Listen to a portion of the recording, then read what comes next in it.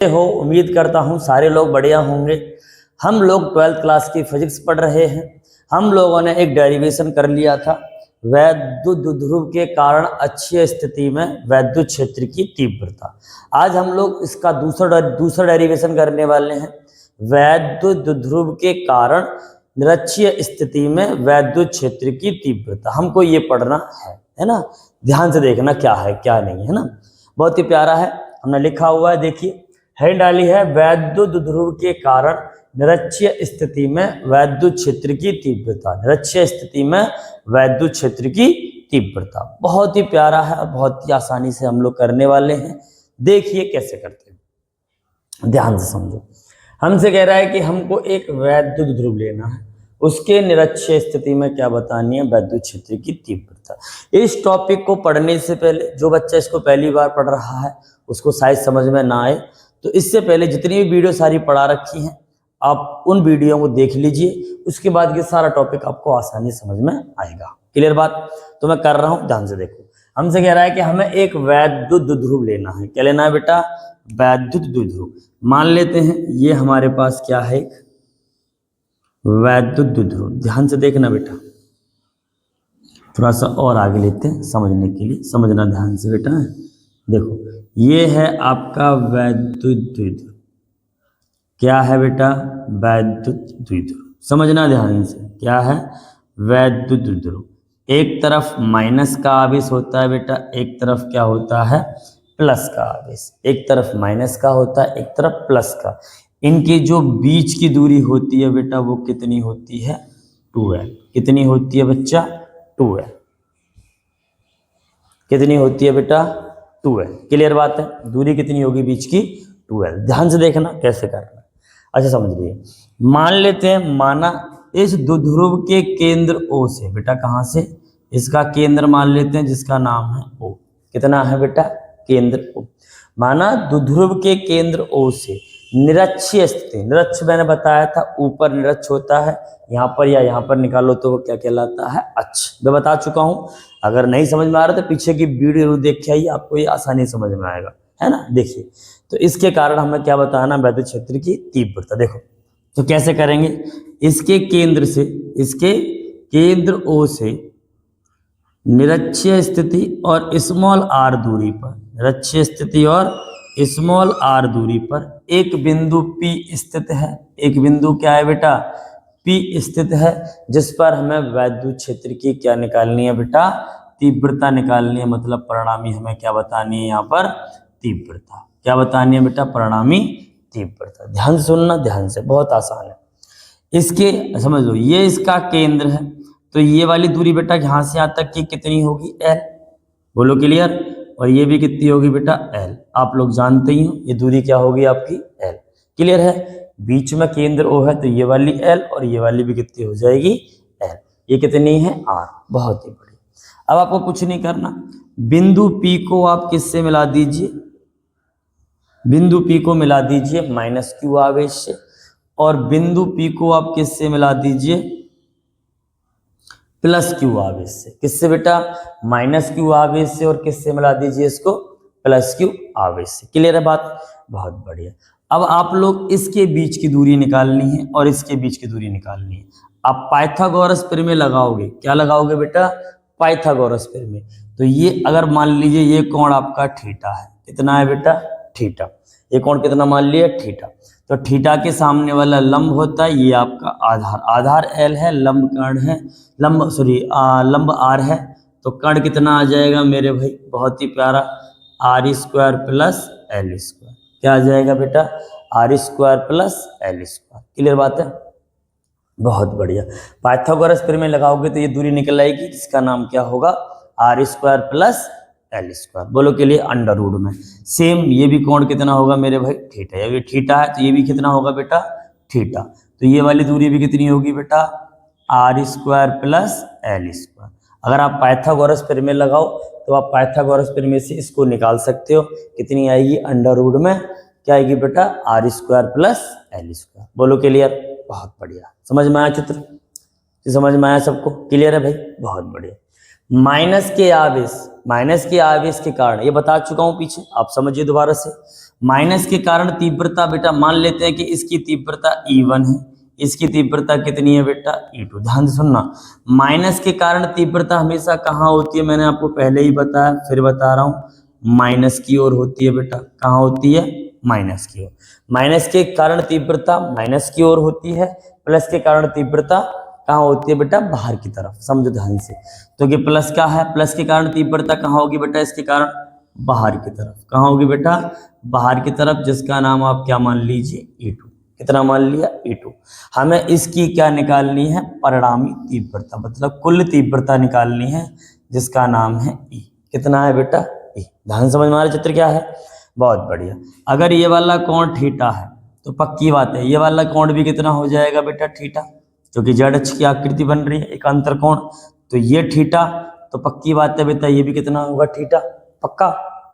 दूसरी बात, फिर ये भी कितना होगा बेटा, थीटा होगा। बात समझ में आई, क्लियर है? क्यों, क्योंकि अगर ये थीटा है, एकांतर कोण बन रहा है, तो ये भी थीटा होगा, तो ये भी कितना होगा बेटा, थीटा। बोलो क्लियर, समझ में आया, बहुत बढ़िया। चित्र समझ में आया सबको, क्लियर चित्र के बारे में? चित्र अगर समझ में आया हो तो आप माना लिख लीजिए, मैं माना लोगों ध्यान से। माना क्या है, माना एक वैद्युत द्विध्रुव, माना एक वैद्युत द्विध्रुव जिसके बीच की दूरी 2l है, जिसके बीच की दूरी 2l है, ठीक है, लिख लिया, जिसके बीच की दूरी 2l है। माना इस वैद्युत द्विध्रुव के केंद्र O से, माना इस वैद्युत ध्रुव के केंद्र O से स्मॉल r दूरी, स्मॉल r दूरी और निरक्षीय स्थिति में, स्मॉल r दूरी और निरक्षीय स्थिति में एक बिंदु P स्थित है, एक बिंदु P स्थित है, जिस पर, एक बिंदु P स्थित है जिस पर वैद्युत क्षेत्र की तीव्रता की गणना करनी है, जिस पर वैद्युत क्षेत्र की तीव्रता की क्या करनी है बेटा, गणना करनी है। क्लियर, लिख लिया? अच्छा, नेक्स्ट लाइन से लिखोगे, बोल रहा हूं, लिखिए नेक्स्ट लाइन से लिखो। माना माइनस क्यू आवेश से बिंदु P की दूरी, माना माइनस क्यू आवेश से बिंदु P की दूरी, माना माइनस क्यू आवेश से बिंदु P की दूरी तथा प्लस क्यू आवेश से बिंदु P की दूरी, तथा प्लस क्यू आवेश से बिंदु P की दूरी अंडर रूट में r square plus L square है, तो r स्क्वायर अंडर रूट में r square plus L square है, तो क्लियर बात, बोलो, बहुत बढ़िया, लिख लिया माना सबने? अच्छा, ध्यान से देखो, एक बार हम लोग क्या निकालेंगे, माइनस क्यू आवेश के कारण बिंदु P पर तीव्रता, एक बार प्लस क्यू आवेश के कारण बिंदु P पर तीव्रता। क्लियर? निकाल दें, देखो ध्यान से सुनना, हम लोग निकाल रहे हैं।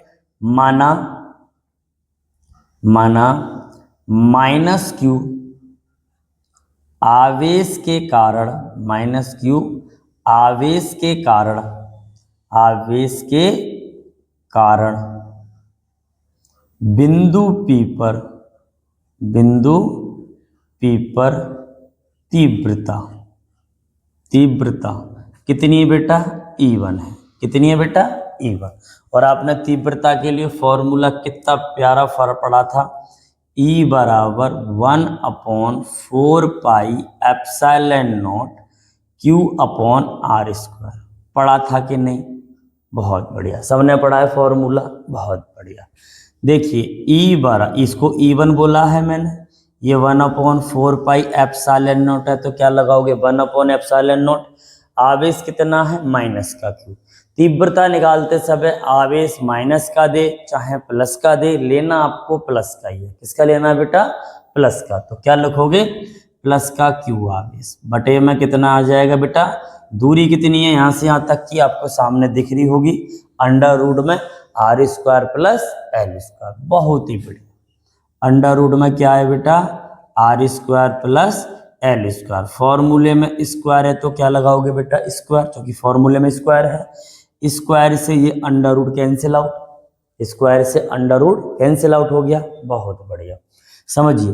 तो E1 बराबर 1/4 pi epsilon not Q upon कितना होएगा भैया, R square plus L square. Equation number क्या मान लीजिए आप, फर्स्ट। बोलो, मान लिया? बहुत बढ़िया, आगे समझो। इसी प्रकार से क्या निकालेंगे, माना प्लस क्यू आवेश के कारण, प्लस क्यू आवेश के कारण बिंदु P पर, बिंदु P पर तीव्रता, जिसका नाम आपने क्या माना है बेटा, E2। कितना माना है बेटा, E2। बिल्कुल सेम तीव्रता यही है, आवेश प्लस का है तो प्लस का ही लेना है, दूरी जो ये थी वही ये है तो तीव्रता भी वही आएगी। सिंपल है ना। देखो आवेश वही, दूरी वही, जो तीव्रता ये निकल के आई है वही तीव्रता ये निकल के आएगी। तो कहने का मतलब E2 भी क्या आएगा, E2 आ जाएगा 1/4 pi epsilon not Q upon R square plus L square. Equation number second. बताओ बात समझ में आई, क्योंकि आवेश समान है और आपकी दूरी भी समान है, तो जो तीव्रता E1 थी वही तीव्रता क्या निकल के आएगी बेटा, E2। बोलो क्लियर, बोलो बढ़िया है, बहुत बढ़िया। अगर यहाँ से एक बात देखी जाए, अगर ध्यान से देखी जाए तो E1 बराबर किसके है बेटा, E2 के। E1 बराबर बेटा किसके है, E2 के। बोलो क्लियर, E1 बराबर बेटा किसके है, E2 के। E1 बराबर बेटा किसके है, E2 के। क्लियर बात, बहुत बढ़िया। अब सुनेंगे ध्यान से, देखना बेटा।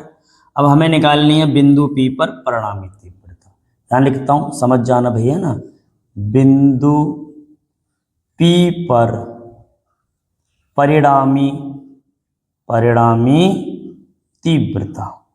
देखो बेटा, तो मैंने आपको फॉर्मूला बताया था, अगर जिसको नहीं पता है, जो इससे पहले मैंने वीडियो पढ़ा रखी है तो वहाँ पर परिणामी तीव्रता के बारे में समझाया है, तो आप समझिए। अगर बीच में कोण बन रहा हो तो परिणामी तीव्रता कैसे निकलती है, E बराबर E1 cos theta plus E2 cos theta. E1 cos theta plus E2 cos theta. इसमें E1 और E2 दोनों बराबर ही आ रहे हैं, तो चाहो तो E1 की जगह E2 रख दो, चाहे E2 की जगह क्या धर दो, E1।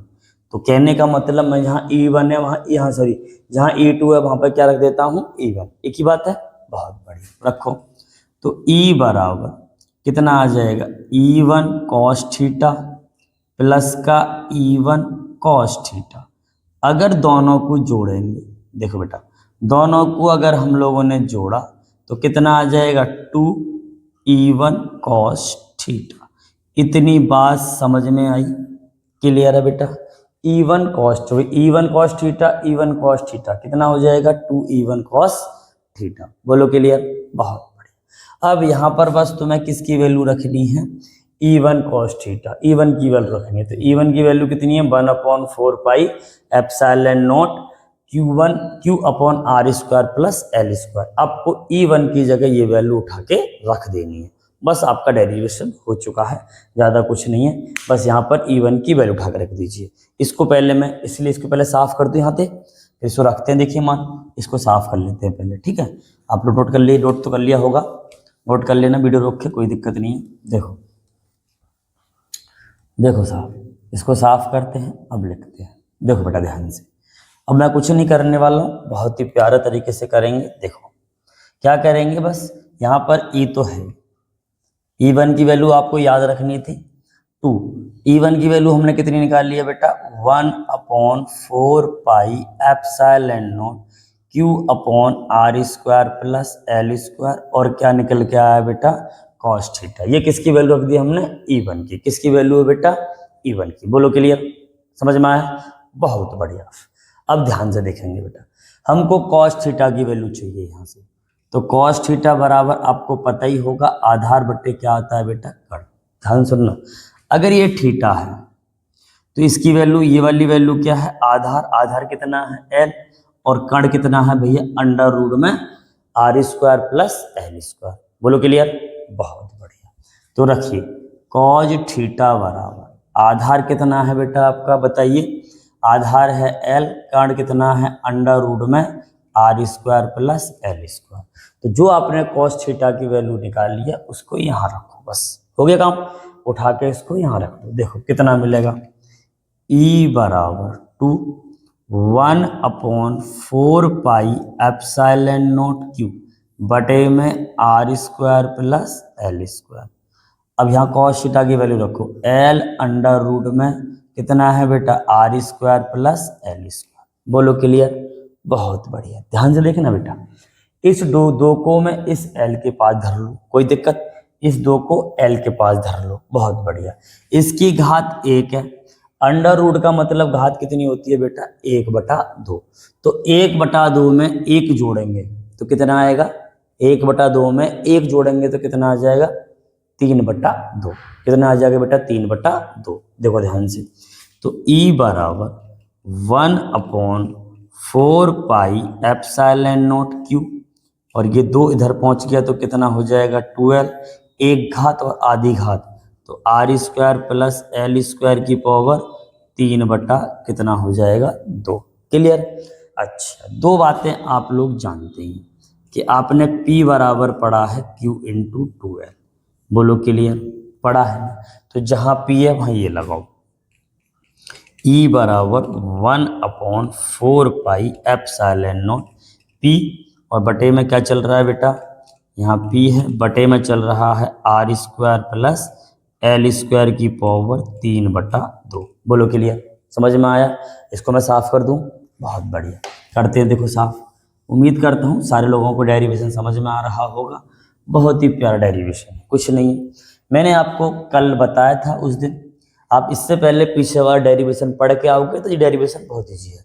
अगर नहीं भी पढ़ के आए तो फिर बताता हूँ, सुनो ध्यान से। एल क्या होता है बेटा, यहाँ पर बहुत छोटा होता है। कितना होता है मेरे भाई, बहुत छोटा होता है। तो एल स्क्वायर क्या होगा बेटा, बहुत बहुत बहुत बहुत बहुत बहुत बहुत ही छोटा। कितना बेटा, बहुत छोटा। तो इसको नगण्य मानकर, किसको, एल स्क्वायर को नगण्य मानकर क्या कर देंगे, छोड़ने पर, छोड़ो बेटा, इसको छोड़ना, एल स्क्वायर को छोड़ दें, बहुत बढ़िया। तो E बराबर 1/4 पाई एप्सिलॉन नॉट P, बटे में इस एल स्क्वायर को छोड़ देंगे तो आर स्क्वायर, और बाहर क्या चल रही है 3/2, 2 से 2 खत्म, तो बचा क्या बताओ, E बराबर 1/4 पाई एप्सिलॉन नॉट P, बटे में R की पावर 3। बताइए समझ में आया कि नहीं, क्लियर है। इस डेरिवेशन में किसी को दिक्कत, अगर आप पीछे से बारी बारी से फोटो कर करके देखेंगे तो आपका ये पूरा का पूरा समझ में आ जाएगा। एक बार आप और देख लेना, आपको समझ में आ जाएगा। बोलो समझ में आया डेरिवेशन, कैसा है, क्लियर है, बोलिए क्लियर है ना, बहुत बहुत थैंक यू। अगर आपको समझ में आया हो तो ज़्यादा से ज़्यादा लोगों को लाइक और